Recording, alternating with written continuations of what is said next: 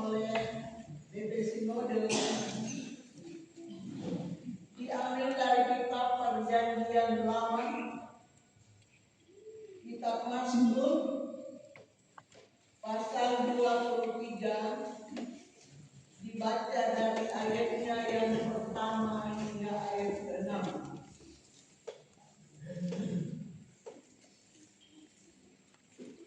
Mazmur pasal 23 ayat 1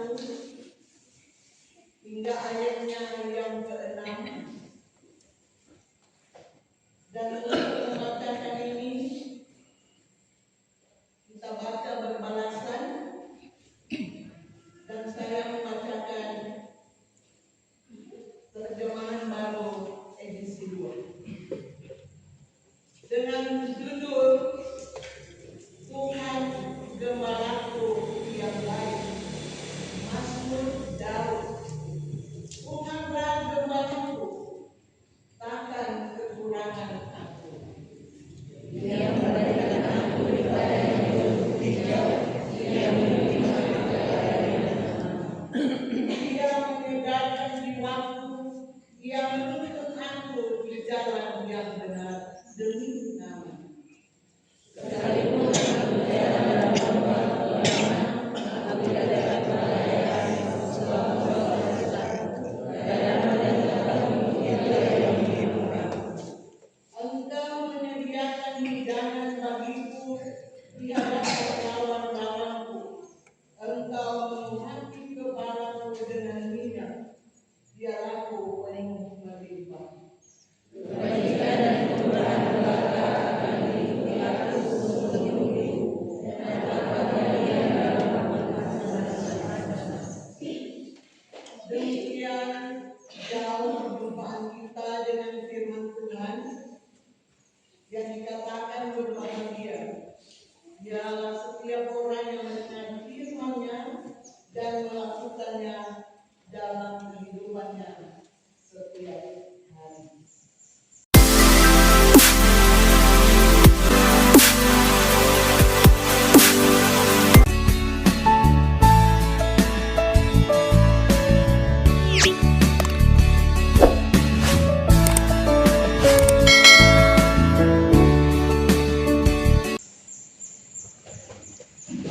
Jemaat yang terkasih, salam damai sejahtera untuk kita semua. Pembacaan kita saat ini tidak asing lagi dari pendengaran kita. Berkali-kali kita dengar, biasanya ibadah penghiburan,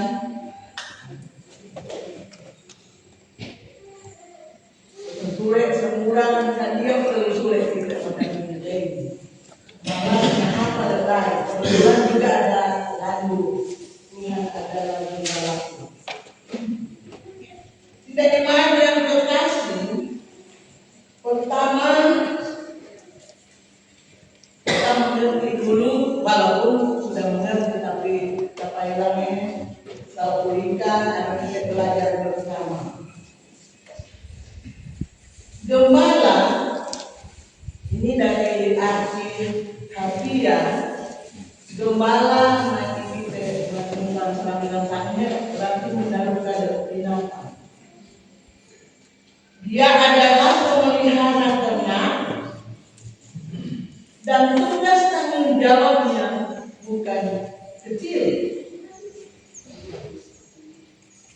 Seorang gembala ini tentu harus seorang yang rajin, maha rela berkorban, dan lain-lain.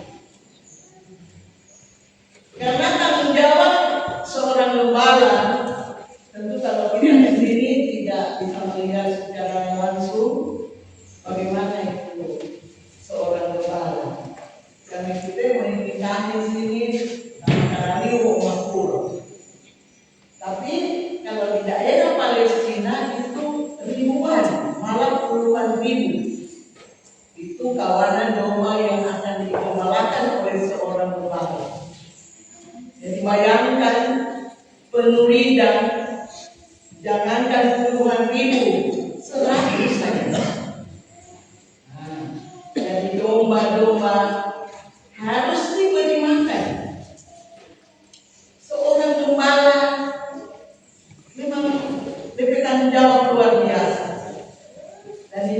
saudara boleh lihat bahwa mereka bekerja siang malam. Itu terbukti waktu kelahiran Tuhan Yesus. Kelahiran Tuhan Yesus, kabar tentang kelahiran Tuhan Yesus pertama-tama disampaikan oleh malaikat kepada Tuhan. Bu Isiril ada di padang rumput sedang mengembalakan kawan domba yang ada pada mereka. Jadi berarti Siril bekerja 1 kali 24 jam. Sementara KPA berdiri di Meo. Pandang tidak dibiarkan oleh Gelo. Kita telah Gelo ke Kesempatan. Tahu-tahu binatang buas yang bersama. Serigala, singa, dan lain-lain. Jadi begitu luar biasa tanggung jawabnya. Memberi makan, memberi minum. Jadi memberi makan. Karena kalau tidak, mereka akan kelaparan. Kalau sakit, akan diurus. Kalau luka tanggung dibalut, diberi obat, sampai mereka sembuh. Dan tanggung jawab mereka itu semakin berat kalau cuaca yang kurang memungkinkan. Ya, yang untuk di rumah lainnya, ini gampang mesti berjaga kawanan itu. Itulah pekerjaan seorang gembala. Pengorbanan, korban waktu. Karena kalau tidak, pasti domba ada yang hilang, karena ada domba-domba nakal. Mereka tidak terawat. Hanya ciri khas orang gembala mereka memiliki gada dan tongkat. Tongkat itu untuk mengenakan domba yang sudah mulai menyimpan dari barisannya. Bapak Ibu sidang jemaat Tuhan, gambaran kehidupan seorang gembala seperti tadi itulah diambil oleh Raja Daud, bahwa Tuhan adalah gembala. Tuhan adalah gembala yang baik. Tidak hanya gembala, ada gembala upahan yang ada, tapi ini gembala yang baik. Jadi Raja Daud atau pemazmur ini menggambarkan bahwa Tuhan itu adalah gembala yang baik. Ya, sebelum lanjut pengertian gembala yang lain ini dipakai atau menjadi sebutan bagi seorang pemimpin, misalnya di jemaat-jemaat. Jadi pendeta, tapi ada juga organisasi lain tidak menyebut pendeta, langsung Pak Gembala. Jadi gembala secara rohani itu adalah pimpinan sebuah organisasi di gereja. Jadi para pengatua itu gembala, yakin gembala di kelompok masing-masing. Bapak dan Ibu sebagai orang tua juga gembala. Gembala di rumah tangga masing-masing. Jadi memiliki sifat yang seperti tadi. Dia berkorban, setia, rajin, dan lain-lain. Bapak Ibu sidang jemaat Tuhan, mungkin saya dan kita semua yang hadir saat ini akan setuju seperti julukan yang diberikan oleh Raja Daud kepada Tuhan, bahwa Tuhan gembalaku yang baik. Benar? Amin, saudara-saudara. Coba katakan masing-masing, Tuhan gembalaku yang baik. Jadi sekarang tidak hanya Raja Daud yang menggambarkan Tuhan itu adalah gembala yang baik, tetapi kita sekalian. Kita sebagai domba dan Tuhan itu adalah gembala. Untuk itu mari kita melihat pembacaan kita tadi, Mazmur pasal 23 ayat 1 hingga 6. Di dalamnya ada 5 berkat. Ada berapa? 5 berkat. Pertama, pada ayatnya yang pertama dan kedua bagian A, yaitu berkat kecukupan. Satu itu berkat kecukupan. Tuhanlah gembalaku. Dalam ini satu, Tuhan adalah gembalaku. Sama seperti aku. Tuhanlah gembalaku, takkan kekurangan aku.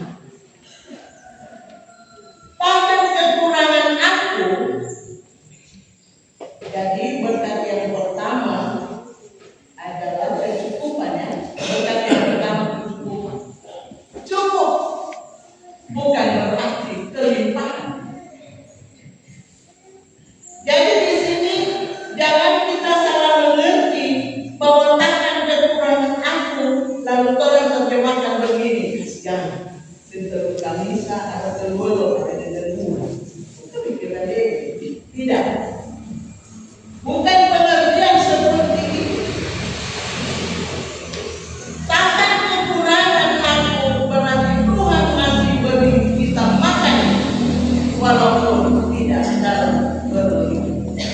Artinya anak suku kebihayaan. Tapi tidak ada oke nanti di dalam nusa. Tetap Tuhan memberi kecukupan. Ia memberikan aku di padang yang berumput hijau. Jadi Tuhan tidak membawa kita ke padang gurun. Tuhan tidak membawa kita ke rumput yang kering, tetapi rumput hijau. Artinya Tuhan tetap ada memberi berkat apa yang kita makan minum setiap hari. Berkat yang kedua, tadi satu kecukupan, jadi bukan kelebihan, kecukupan, cukup. Berkat yang kedua, bimbingan kehidupan. Pada ayat 2, Ia membimbing aku ke air yang benar.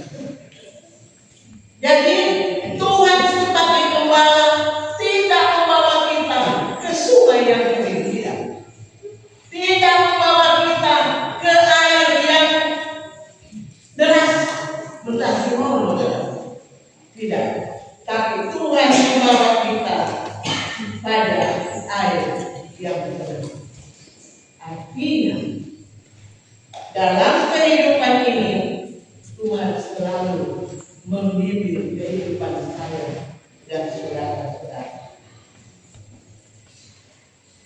Berkat yang ketiga adalah kesegaran dan kesehatan jiwa.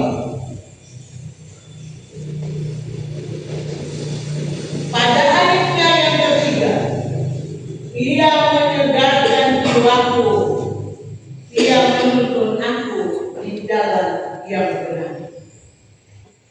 Jadi Tuhan selalu memberi kesegaran dan kesehatan jiwa, walaupun secara fisik kita seringkali sakit, tetapi jiwa kita tetap sehat. Nah, apa kau sakit jiwa? Sakit jiwa berarti rumah sakit. Di mana dulu di Malaya sakit, atau sekarang di mana kalau rumah sakit suami? Jadi walaupun secara fisik kita sakit, tetapi jiwa kita ini tetap disehatkan oleh Tuhan. Yang berkat berikutnya, ya sebelum berkat keempat, di sini dikatakan Ia menyegarkan jiwaku, Ia menuntun aku di jalan yang benar. Jadi Tuhan mengajarkan kita tidak pernah salah.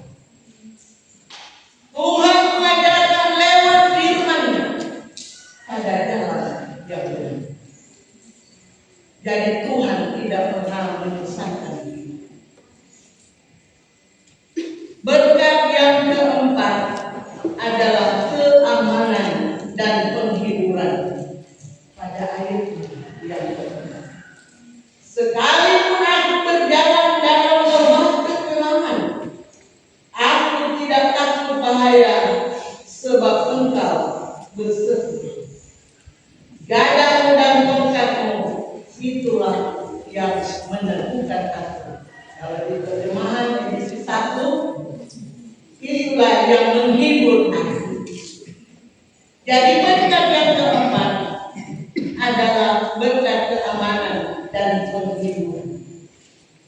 Sekalipun aku berjalan dalam lembah kekelaman, ini menunjukkan bahwa dalam kehidupan kita, lembah kekelaman itu adalah sebuah pergumulan. Kita yang hadir sekarang mungkin masih anak-anak belum merasakan bagaimana pergumulan hidup di dunia ini. Jadi kita juga merasakan bahwa sekalipun dalam pergumulan, tetapi Tuhan tetap membimbing kita. Ini dikatakan seperti itu. Jadi menuntut sekalipun berjalan dalam lembah kekelaman. Jadi lembah kekelaman ini merujuk pada kehidupan yang penuh tantangan dan pergumulan. Pergumulan apa? Banyak. Pergumulan masalah ekonomi, pergumulan sakit penyakit yang tidak kunjung sembuh-sembuh. Itu pergumulan lembah kekelaman. Ataupun pergumulan duka cita disebabkan orang yang kita kasihi, cintai, telah mendahului kita, dipanggil oleh Tuhan. Itu lembah kekelaman. Lalu berkat keamanan dan penghiburan, itu gadamu dan tongkatmu itulah yang menghibur. Jadi dikala kita mengalami pergumulan, dikala kita mengalami apapun yang menyedihkan kita, Allah selalu hadir menjadi penghibur bagi kita. Tidak pernah Tuhan biarkan kita sendirian dalam melangkah di kehidupan ini. Mensampai kita persensure menjauh daripada Tuhan. Tapi Tuhan tidak pernah menjauh dari kita. Ampun kata Tuhan hanya sejauh doa. Jadi kalau kita berdoa, berarti kita berjumpa dengan Dia. Karena Tuhan itu sejauh doa.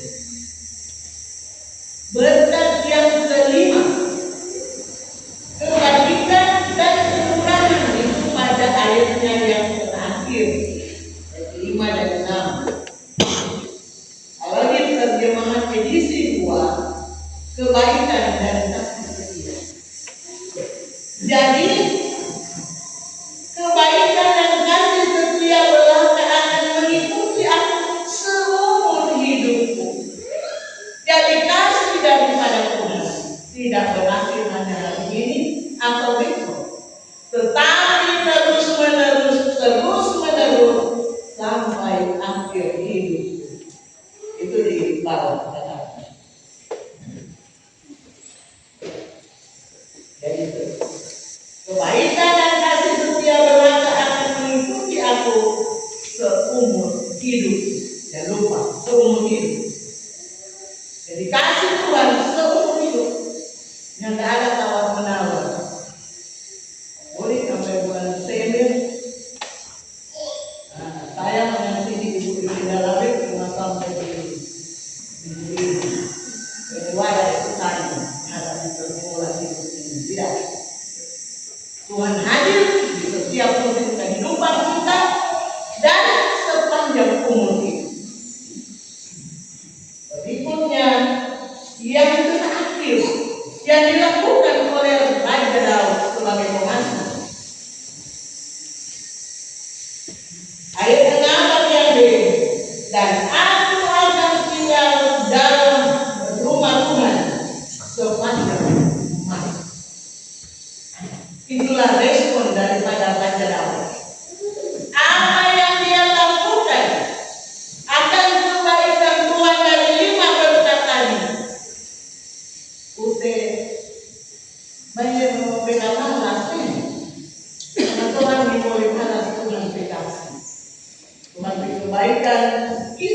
manusia tidak dapat memahami. Sebuah komitmen, boleh dikatakan begitu. Komitmen itu lebih kuat dia daripada janji. Kalau janji boleh ditepati, boleh tidak. Kalau komitmen itu sebenarnya harga mati.